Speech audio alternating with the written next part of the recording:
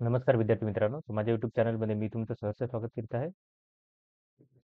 तुमच्यासाठी एका महत्त्वपूर्ण विषयावरती व्हिडिओ घेऊन आलो आहे, तो म्हणजे महाराष्ट्र शासनाच्या वन विभागामध्ये जी वनरक्षक पदाकरिता जी भरती प्रक्रिया सुरू आहे, तर त्याचं काही दिवसामध्ये ग्राउंड आणि फिजिकलसाठी आणि त्याच्यानंतर डॉक्युमेंट व्हेरिफिकेशनसाठी विद्यार्थ्यांना बोलावले जाणार आहे. त्यासाठी त्यांनी काय केलं, की गुणवत्ता यादी प्रसिद्ध केली होती. तर गुणवत्ता यादी प्रसिद्ध केल्यानंतर ना त्यांनी एक 2-3 दिवसापूर्वी सांगितलं होतं, की 7 ते 8 दिवसामध्ये काय होईल, की ग्राउंडसाठी आणि डॉक्युमेंट व्हेरिफिकेशनसाठी काय करेल टाईम टेबल येईल. त्याच्यानुसार अमरावती विभागाचं तर टाईम टेबल त्यांनी आता लावलेलं आहे. तर तुम्ही जर बघाल तर याच्या पुढचे जे टप्पे आहेत, ते टप्पे जर बघाल तर त्याच्यामध्ये मेरिट लिस्ट लावलेली आहे. त्याच्यानंतरनं कागदपत्र तपासणी आणि शारीरिक मोजमाप आणि त्याच्यानंतरनं अ, धाव चाचणीचे वेळापत्रक, त्याच्यानंतर निवड सूची हे येणार आहेत. तर त्याच्या संदर्भात जर तुम्ही बघाल तर विद्यार्थ्यांना काय करतं, की ज्यावेळी डॉक्युमेंट व्हेरिफिकेशन होतं, तर त्यावेळेस एक डॉक्युमेंट लागतं. ते तुम्हाला दाखवतो कोणतं डॉक्युमेंट आहे ते. ते आहे फिजिकल फिटनेसचं डॉक्युमेंट. म्हणजे हे तुम्हाला जाहिरातीमध्ये तुम्हाला भेटून जाईल. हे 3 डॉक्युमेंट तुम्हाला लागतात. तर हे डॉक्युमेंट जे आहे फिजिकल फिटनेसचं परिशिष्ट 15 हे डॉक्युमेंट तुम्हाला काय करायला लागते घेऊन जायला लागतात त्यावेळेस. तर इथं तुमचा उमेदवार क्रमांक लागेल जो की तुम्ही इथं नोटीस याच्यामध्ये जो असतो ओके. हा पार्टिसिपंट आयडी जो काय राहील तो तुम्हाला तिथे लिहायचा असतो. इथे लिहिला, अर्जदाराचे नाव लिहा. इथे उमेदवाराचा फोटो लावायचा आहे. त्याच्यानंतरनं इथे तुम्हाला काय काही पदाचं नाव लिहायचं आहे. इथं तुमचं परत नाव लिहायचं आहे. इथं तारीख लिहायचं आणि इथं वैद्यकीय अधिकारी लिहिले. आता हे कोणाकडनं घ्यायचं आहे असं विचारायला लागलं. आता खूप साऱ्या विद्यार्थ्यांना हे होतं की एम-बी-बी-एस डॉक्टर चालेल का? गावातला डॉक्टर चालेल का? तर याची तुम्हाला मी माहिती देण्यासाठी हा व्हिडिओ आहे.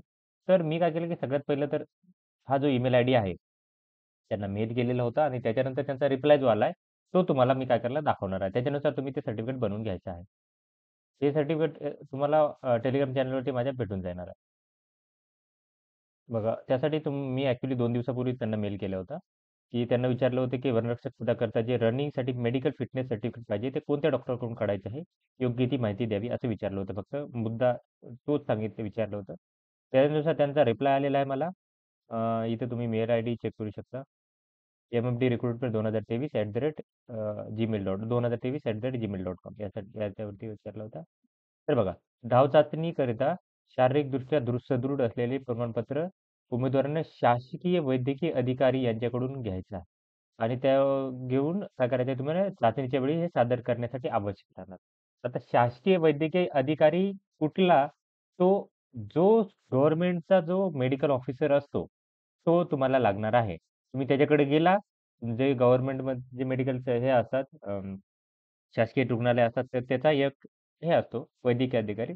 तो तुम्हाला एक सर्टिफिकेट देतो. नॉर्मली तुम्हाला तुमचं काय करतो तो, तर रनिंगच्या बाबतीत ते काय करतं थोडंसं ब्लड हे सॉरी काय करतील तुमचा ब्लड प्रेशर चेक करतील. त्याच्यानंतरनं एक थोडंसं तुम्हाला विचारतील ते आणि तुम्हाला सर्टिफिकेट देतात ते. काही प्रॉब्लेम नाही. फक्त जायचं त्यांच्याकडे, जी माहिती विचारेल ते सांगा. तुम्हाला हे सर्टिफिकेट ते देऊन देतील. वाटलंच तर तुम्ही काय करा, की या लिस्टमध्ये तुमचं नाव आहे त्याचं एक प्रिंट काढून घेऊन जा याची, जिथं नाव आहे त्याची आणि तुम्ही काय करा, की हे सांगू शकता, की पुन्हा या पदासाठी मला पाहिजे आहे. ते देतात, काळजी करू नका. फक्त तुम्ही काय करायचं, की जसा मेल आलाय त्याच्यानुसार शासकीय वैद्यकीय अधिकाऱ्याचं सर्टिफिकेट तुम्हाला पाहिजे असेल. बाकी प्रायव्हेट एम-बी-बी-एस, बी-एम-एस डॉक्टरचं घेऊ नका. तुम्हाला प्रॉब्लेम येईल त्यावेळेस धावताना. ओके.